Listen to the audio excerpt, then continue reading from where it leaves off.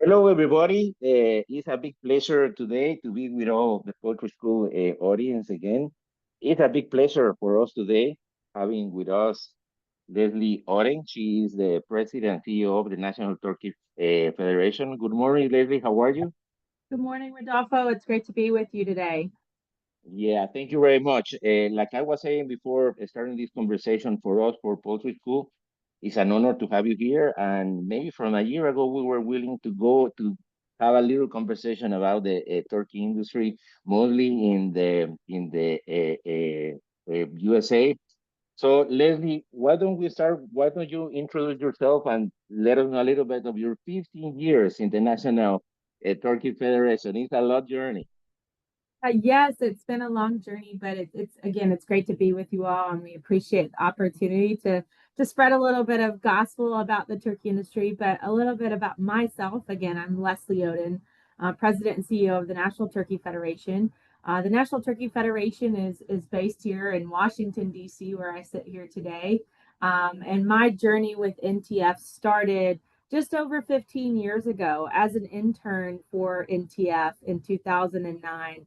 And throughout my career here at NTF, I've been primarily in our legislative affairs until taking over as president and CEO last July. It's been an incredible almost year in this position, but it's been an even more rewarding career here at NTF for myself. But a little bit of background: I grew up in a rural East Texas town called Leona, Texas. I went to school at Texas A&M, and I've got 2 degrees in poultry science. My emphasis on my master's was in live production, so I was always destined to go work in the poultry industry in some capacity, but had the fortunate opportunity to visit Washington D.C. In 2009, and I got bit by the Washington D.C. bug in politics, and have been working with NTF for just over 15 years, but have been in Washington for 16. And it's been an incredible journey so far, and looking forward to what lies ahead for us. Well, what you're just saying is just taking me back. Me myself, I was in a pork association. I'm from Guatemala. In my background in Guatemala, and Leslie, when you are exposed to all these, let's say, different angles of the industry that you have been a little bit in like you should say, the politics, the academic. Now, we will talk about this very quickly about marketing, commercial. How do you put all those things together in the benefit of your role today? Because it's a lot of information. Well, it's a lot of information, and I wouldn't be here today if I didn't have my team. We have a wonderful team of folks here at the National Turkey Federation that represent U.S. turkey growers and processors and our wonderful allied Exactly. membership on a legislative and regulatory basis. We also have a great communications department and member services that work with us on all of our events. So it really takes a team. I think each of us bring a unique perspective. I've been just very fortunate to be that strategic leader for them over the last 9 months, and looking forward to where we go from here. But ultimately, those areas, you have to have a love of the poultry industry, and I've felt that from a very young age, growing up showing chickens and broilers in 4-H and FFA. And so that love of poultry came at a very young age for me, but I've carried that throughout my career. So it's allowed me to be a little unique in the fact of being able to touch different areas of the poultry industry, both on the Agree. live side and production, and then ultimately. And I think it's a great thing about NTF is that we're so versatile in what we do and what we represent for our entire membership. It allows everyone to find those unique passions within the poultry sector. Yeah, I think that what you should mention about that the putting together a team and align them in the same direction with the same, let's say, goal is part of the success of any organization, and mostly lately in the times that we're, let's say, passing in these days. And I want to go to the one of the main things that we would like to discuss with you is what are the main goals and vision of the National Turkey Federation for the next, let's say, 5 years? I know that you have a very nice PDF on the web, but I would like you to, let's say, elaborate a little bit your vision and your main goals for the next 5 years. Well, I mean, 5 years is still a long way away. Ultimately, I want to make sure that we are putting the industry in the best position forward to be profitable for our growers and processors and allied. I mean, that's the ultimate goal and how we get there. You know, for us, the U.S. turkey industry has been challenged over the last decade with some severe animal health issues, specifically avian influenza and then Yes. most recently with avian metapneumovirus. And so it's a very challenging world out for turkey farmers and processors right now. And so what my immediate goals is looking is how can we give those different segments the resources it needs to be more successful and to overcome these major animal health challenges that we're having right now. So right now, my ultimate 5 year goal would be to get rid of high path avian influenza. Okay. Unfortunately, the major vector for that flies in the sky, and so that's a little bit challenging for us. But I think looking at that 5 year range, encouraging more consumers to try turkey and find the unique ways of incorporating turkey in your everyday life is so important. While we're incredibly grateful to have a major holiday in Thanksgiving, our product is such a valuable and versatile protein that could be used throughout the rest of the year. And so one of my visions is making sure that there's more folks eating turkey and that we can bring more growers and we can increase the size of our industry and bring a wonderful versatile protein to not only the domestic market but globally as well. Yeah, I think that you touched a very important, let's say, subject. I think that the health status of this unique segment is a most right now. But how about technical production? Do you think that the segment is on the top of the technical production, or is still a gap to include more specific technical ways of producing turkey? I think like in every industry, you have to evaluate processes and efficiency and across the board. And I think our industry has done a tremendous job in overcoming some of these animal health challenges. I mean, just if you look from 2015 to now, and like this last decade, the advances that we have made in biosecurity, making our farms safer for the birds, but also for our producers as well. And so I think, as always, you can always look at new technical advances. We're looking at that in the turkey industry. We're looking at ways to be more innovative, both on the farm and in the processing industry as well.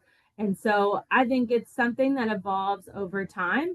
And as those challenges come, I'm very proud of what the turkey industry has done to overcome them, but then to also advance in science and in technology. And so I do see that as an avenue of where we can look towards the future as being more innovative and creative and how we raise turkeys and how we process turkeys. And Leslie, how do you have any specific, let's say, attention to animal welfare and sustainability?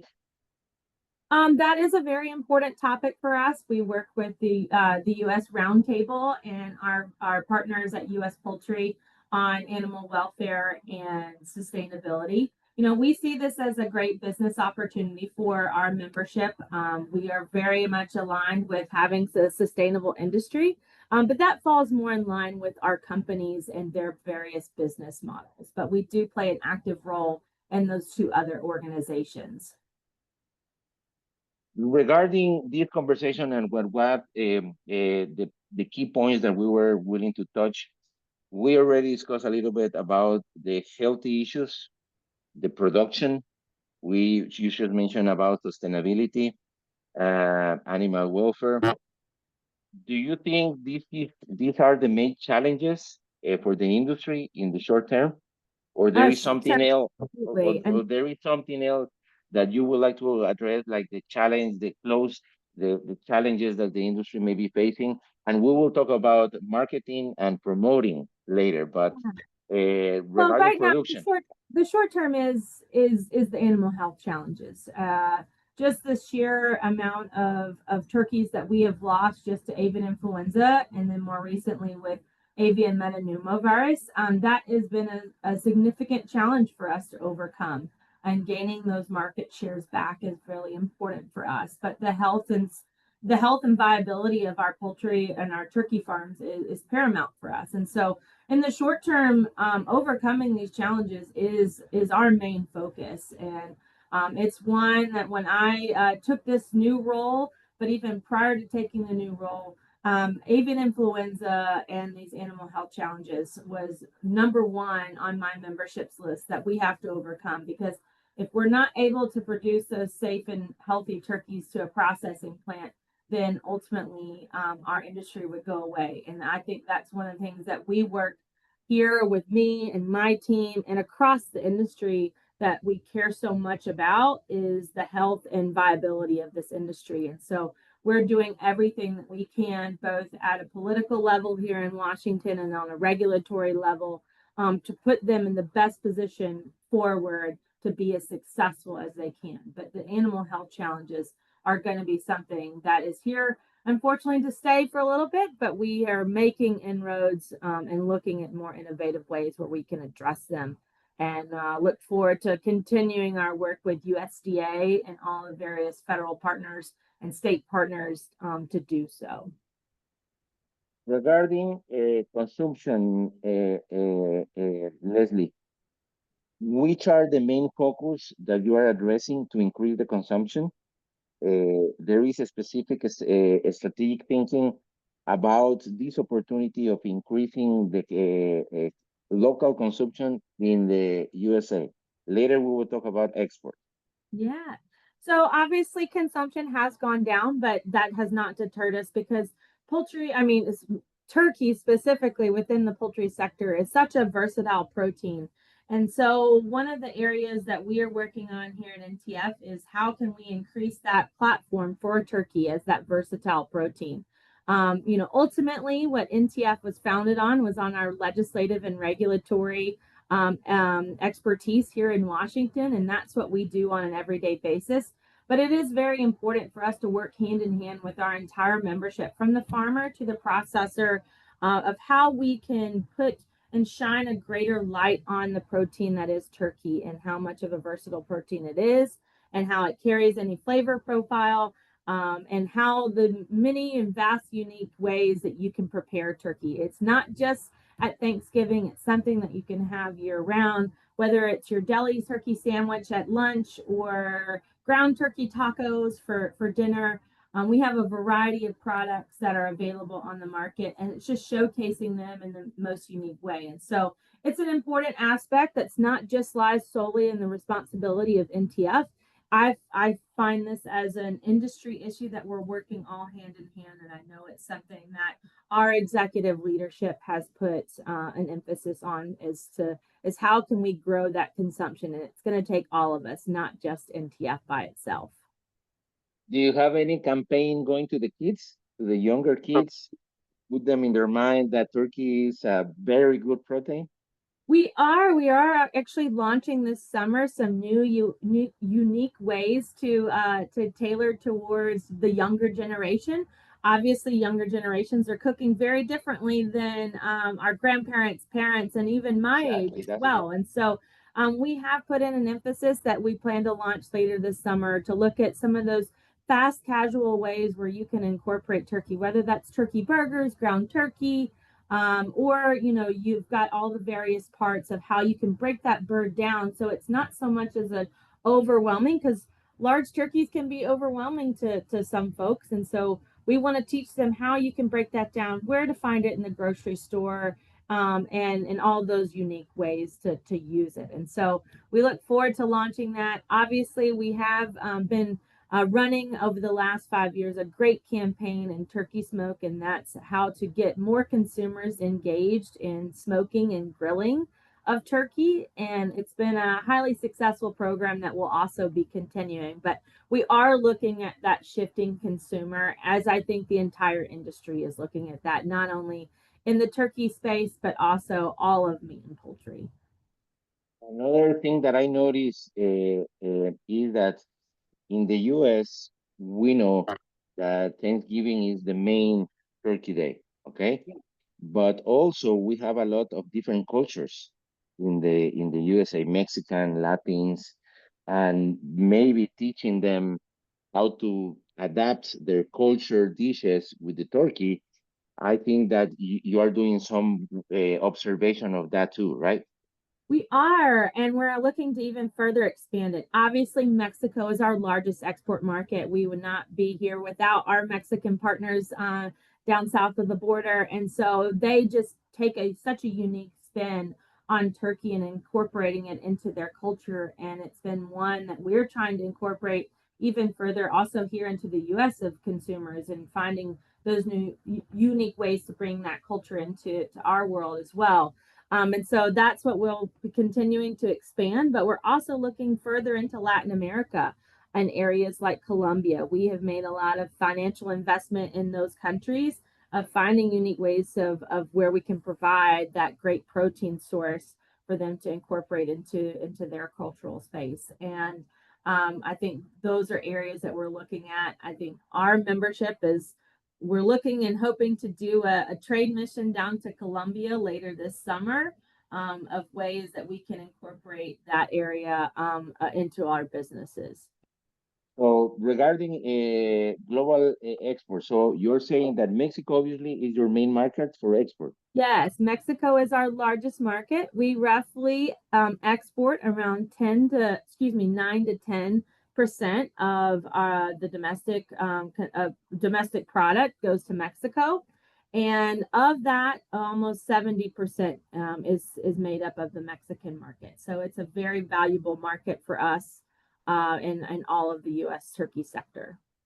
And then you're looking to Colombia. Anything in Asia or any other country besides Mexico and Colombia that you are thinking that they may be opportunities?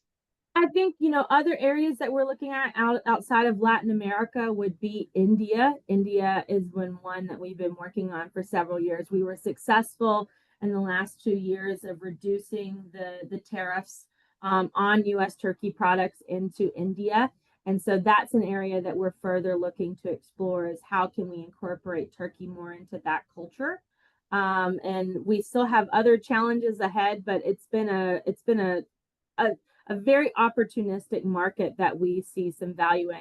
Obviously, moving further into Asia would be certainly something we'd like to explore.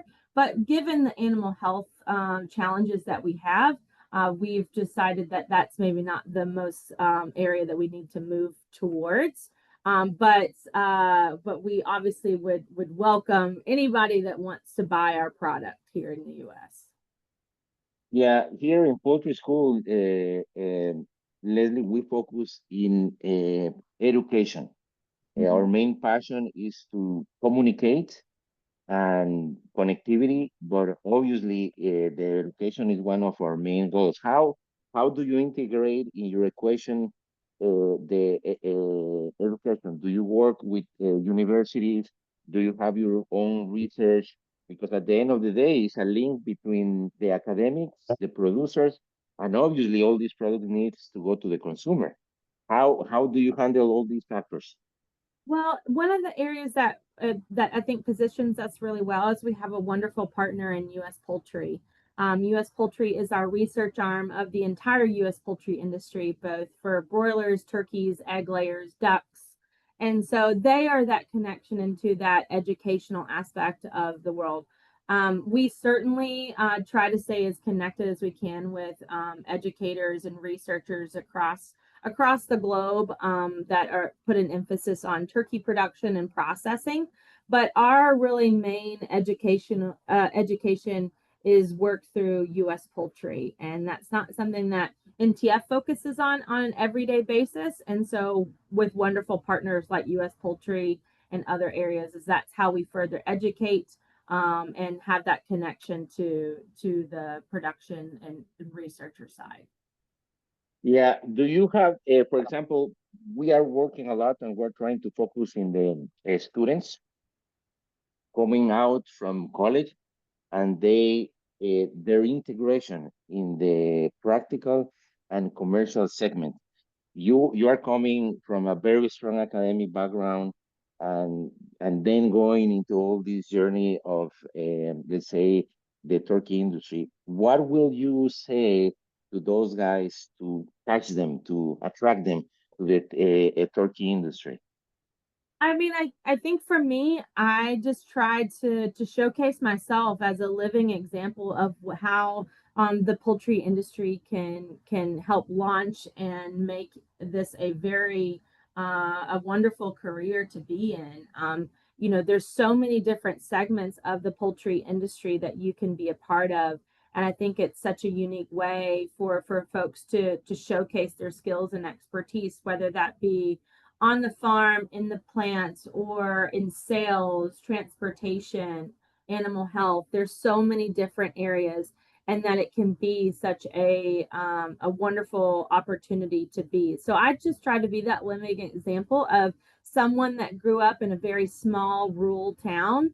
That's doing big things, and just try to be that example. I try to give back to my alma mater, Texas A&M, as much as I can. It's got one of the largest poultry science departments around the Yes. U.S. And so, anytime that I can get back to Aggie land and further influence those Aggies to further join the turkey industry or just the poultry industry, and just be a living example of how successful you can be in this space. Yeah, I think because I think that the younger generation need some stories of success that may inspire them to go further. In your 15 years in the NTF, which are the main things, the main changes that you have been experienced? Something that really capture your attention and say, wow, this is something that was unique. Well, you know, we work in politics. We work in Washington D.C., and as you can Okay. imagine, it's an interesting world that we're all in. And having seen how that perspective has changed is in just the 15 years that I've been at NTF and working in politics. That's pretty eye opening in of itself. But for me personally, is just finding and always figuring out how to adapt into the conversation that you're having, whether you're at the farmer level, but also here in Washington when you're speaking with legislators or political officials and everything. It's such a unique thing to have someone that has a passion for those, and how you adapt in all of those conversations, I think, is really important. But as far as changes, it's just you know, working in Washington is not for the faint of heart. And so you have to be able to adapt. And some of those are pretty big changes that we've seen in just my short 15 years. So we're almost done with the time that we schedule. What will be your dream to provide to the industry? My Your dream. personal dream that after you have been leaving all these academics, politics, being growers, all this war that is a big, let's say, attention for you personally. What will be your dream to put in the industry, like your legacy? Oh, wow. Talking about legacy in less than a year of being in this role. You know, for me, it's this all goes back to the people, and leaving this industry in a Thank better place than when I started is my ultimate dream. You know, making sure that this is an industry that stays around for many, many hundreds of years to come, I think is really important. And also just having more consumers see the joy that I see in both the U.S. turkey industry, but the product that we provide, and that it's such a versatile protein for us, and that more folks will eat it on a daily basis, and so that we can further expand my love of turkey as an industry, but as more specifically as a protein. And so that's my long-term legacy. We'll see how that ultimately plays out, but I've told them many times you'll never find someone that's probably more passionate about the turkey industry than me, and I just hope that I can share that love of our industry to any and all that are willing to hear it. I really like and I completely agree that this is all about people. And I really like what you're saying, your background, and then being in this position and having the capability to provide value to the producers, to the industry, and to the consumers. And I think that the position that we are today, we can provide a lot of, uh, let's say, value to the industry in all these, let's say, points that we discussed: health, marketing, production, international trade. So I think it's a good, let's say, time to keep pushing in the same direction. Something else, Leslie, that you want to say to our audience? I couldn't agree more with what you just said. It's going to take all of us. It's going to take a village, as they would say. And I just hope that folks and your listeners that are hearing this, that if you see and you find a unique way that you can help assist the turkey industry, I'm all ears. My door is always open, and I just look forward to having more conversations about how we can amplify the U.S. turkey industry and share it with the world. And so I appreciate the time and my ability to share a little bit of love of turkey with you. So thank you very much, Leslie, for your time. We really appreciate this space, this opportunity to you to share to our audience what is going on with the National Turkey Federation. And let's keep working together, Leslie. Thank you very much. Absolutely. Look forward to it. Thanks so much. Thank you.